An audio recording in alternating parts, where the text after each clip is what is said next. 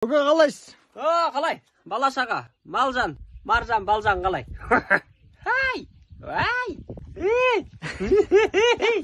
Көке, араңызды бере тұршы. Не амашсың он? Талды аралау көреді дегі. Дұрыс, сол талдарын аралап тұрсаңдар, әйтпесе орман болып барады ғой сендердің үй жақтарың. Орман демекші менде бір қарынып алуым керек еді. Мынау негізі ит деген өте сегіз жануар ғой. Жаңа мен үйге түнделетіп келсем, жаңағы ит қаңсылап, өріп кетеді, мені таңып қояды да. Бірақ жаңа ішіп келетін болсам, жаңағы ит ырылдап, өріп кетеді, жаңа мені танымай қалады. Соңындары көп ырылдап кетті. Қою керек еді, иттен обал болды.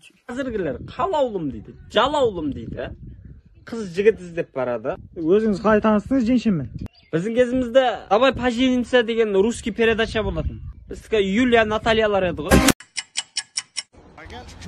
Hey, let's go! Go! Ну, давай же, ребята. Что это я говорю? Давай.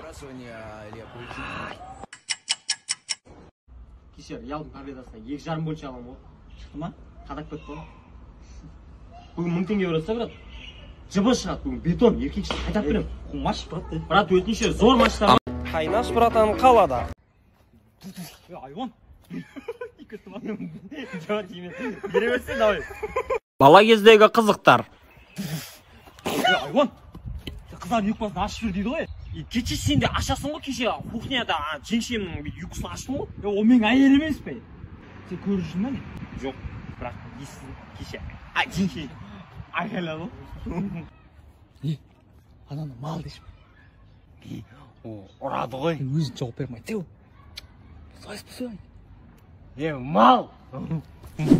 Жаңа сен ба мал деген? Айт деді ғой ма? Айт десе айта көресің.